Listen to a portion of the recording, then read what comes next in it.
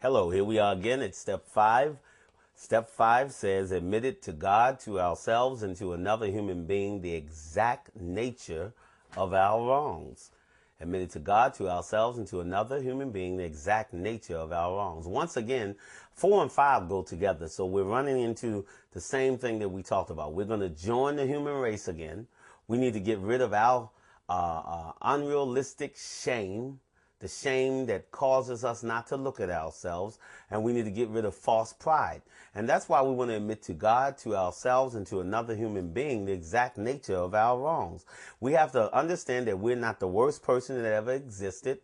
We need to get rid of the disease of terminal uniqueness. But what we want to really deal with is the elephant that's in the room, as they say. We have an elephant in the room that we really don't want to deal with. You probably heard people say that we are as sick as our darkest secrets. I mean, it's no new thing that people are healed by confessing their sins, if you will, to someone else. Catholicism has been saying it for a long time, perhaps the right way, the wrong way they do it. I'm not into their method, but they understood that if you tell somebody the things that you've done, it has some sort of spiritual power.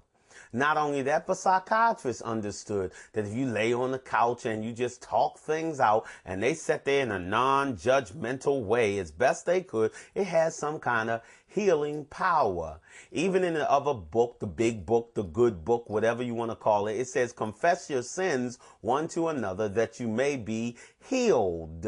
It's something about taking things out of the darkness and bringing them into the light that gives us power and diminishes the power of the darkness or the negative side of life. And so this is what this step is about, that we want to admit to God, to ourselves, and to another human being the exact nature of our wrong. This goes against our will.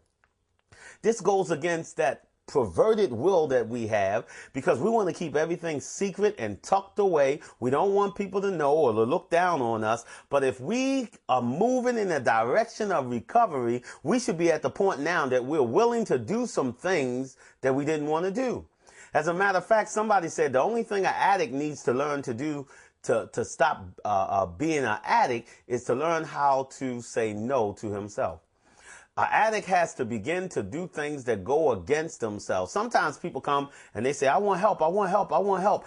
But I'm not telling them people my story. I'll do anything, I'll do anything, I'll do anything. But I'm not telling them people my story. It's something deep down inside of us that wants to hide. And the people that came up with these steps understands that we can break the power of our addiction if we tell it to God, to ourselves, and to another human being. Now, a lot of people don't have any problem telling it to God. They figure he knew it anyway. But then there are other people who actually think they can hide it from God, that God doesn't know. As long as they don't say it, as long as they don't put it out there, then it's not really real. But I suggest that we get down to brass tacks and actually, again, pray. I'm sorry to say to those, I'm not saying be religious, I'm saying be spiritual. Some people pray one way, some people pray another way, some people think about it. Whatever way you do it, get in touch with your higher power and admit the exact nature of your wrongs to your higher power, your loving higher power. Okay, you have to admit it to God, but then there are some things we don't even want to admit to ourselves. That causes all kinds of neurosis. You know, people go into denial. You ever seen a person that someone in their family died a year or so ago and they're still setting the table for that person? They're still waiting for that person to come home. Everybody knows that there's a sickness there, some kind of denial. And a lot of us have done things that we just don't want to admit to anybody. I'm taking this to my grave, we say. Well, you may take it to your grave earlier than you would have to if you would only admit it to another human being. We need to admit the exact nature of our wrongs. Let me say it again. You are as sick as your darkest secret. And you are not that unique that your dark secret is something that no one else has ever done. You have not done anything new under the sun. So get over it. You're not that unique. Yeah, it may be bad. It may really be bad. It may be illegal. It may could cause some problems if too many people knew. And that's why you have to choose who you tell it to with prudence. You have to be wise about it. I would suggest you pray about who you're going to tell. Now, of course, you have some clergy that are bound by their vows not to tell another person. You have counselors that if they would tell another person can be sued. You know, they're bound by the law.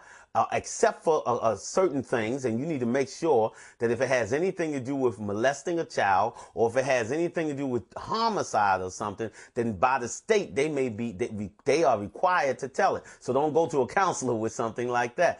But there are other people, of course, sponsors that you could speak with and tell these things. We need to tell another human being the exact nature of our wrongs. And what do we mean by exact nature? We mean don't brush over it. Don't just say, yeah, I have a problem with jealousy. No, when were you when were you jealous?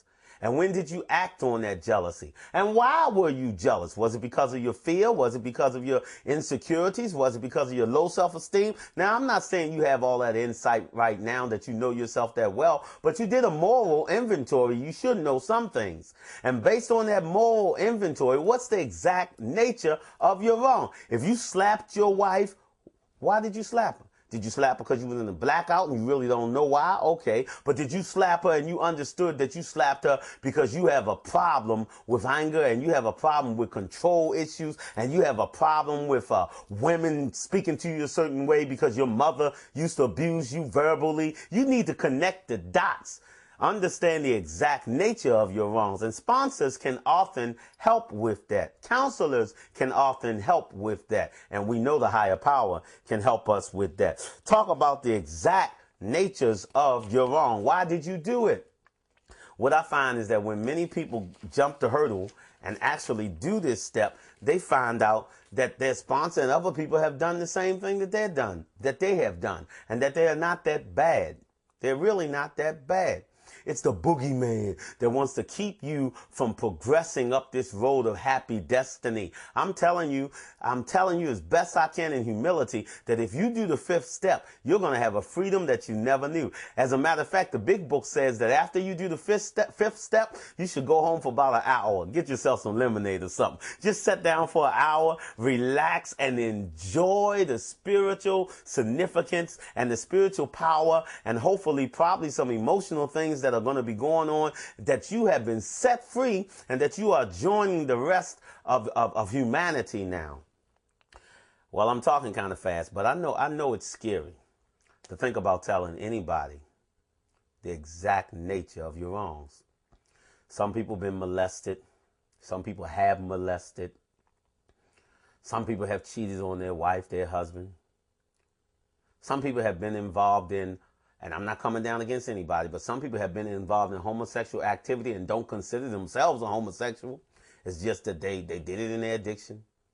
Maybe they are homosexual and they don't want anybody to know it and they on the down low. I mean, there's so many things that could go along with this step that are scary that just a fast-talking person can't convince you to do it. I'm not really trying to convince you to do it. I'm going back to the fact that these steps were put together by a group of people who spoke in the past tense. We admitted that we were powerless over our addictions. What are they saying? They're not saying that they're continually recovering. They say they have recovered, that they have a solution, that you don't always have to crave what you're craving. The promise of this step, the promise of the fact that if you do this, you can be recovered. Not continually running around scratching and clawing and hoping you don't do wrong again. You can actually recover from what has happened to you, but you have to be a man enough, a woman enough, a grown enough to go through with this step. They say there's suggested steps, but the big book says anyone who doesn't go through with the fourth and the fifth step, their foundation of recovery will be precarious. I think that's how you say the word, precarious. In other words, you could slip and fall anytime. You could slip and fall. And how many people have we seen in the room 2 years, 5 years, 10 years? Bam, they slip and fall and bump their head. People have been in the rooms 5 years committing suicide. Now, that may be a chemical imbalance, but it could be other things. People have been in the rooms 10 years and now they're gone. They're out there, gone again, doing what they were doing for 10 more years. What happened? What was the problem? Or maybe they never really told anybody the exact nature of their wrongs. I'm not saying it's magic in this step. I'm saying that it teaches us humility. It teaches us that we're not that unique. It helps us to rejoin the human race. And my God, it helps us to forgive ourselves. It helps us to forgive ourselves. And don't you want to forgive yourself? Aren't you tired of beating yourself down and making yourself think you're the worst person in the world? Aren't you tired of holding your head down or walking around in false vibrato, but inside you don't feel like anything? Aren't you tired of having something down in the crevices of your life saying, I hope they don't find out. I hope they don't find out. Aren't you tired of having an elephant in your living room? Sick and tired of being sick and tired? What am I doing? I'm pleading with you from my own experience that you do the step. I'm not telling you something I just read in a book. I'm not telling you something that you do it, but I don't have to do it. I've tasted the pie. I've walked up the road. I've been in the lockup. I've done it. I'm not going to universalize my experience and say that what you've done may not have more ramifications than the things I've done. Maybe it will. But what I'm saying to you is that there have been hundreds and thousands, maybe even millions of people that have done this, and they keep coming back saying that it set them free, it had a spiritual significance to it, that they are glad that they've done it. Now choose wisely. Yes, choose wisely. There have been people who went out and gossiped about some things they ought not. I'm not going to lie to you. There have been people that have told some things that they should not have told. I'm not going to lie to you. Easy does it in choosing a person. Easy does it, but do it. Easy does it, but do it. Don't put this thing on the back burner until next year this time.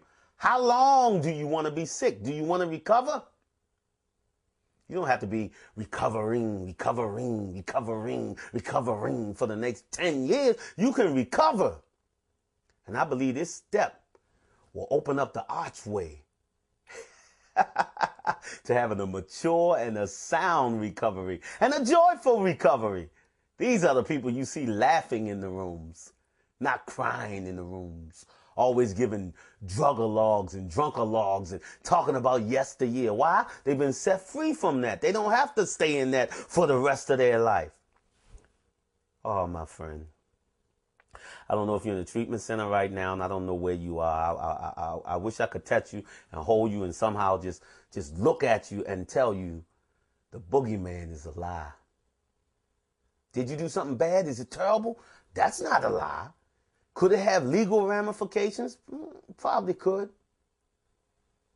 But there are more people in jail inside their own mind and their own suffering and consciousness, suffering in guilt and shame than there are behind the physical bars. I want to set you free from the chains that bind you in the inner man and the inner woman. Excuse me for saying I want to. I can't do it. The higher power can do it. I believe the higher power has given us these tools that you might be set free. I plead with you to do some serious thinking about it, some serious praying about it. And believe that the third step that you took, that there is a loving God that will protect you as you deal with imperfect human beings. Because whoever you tell it to is going to be an imperfect human being. I believe that God's got your back.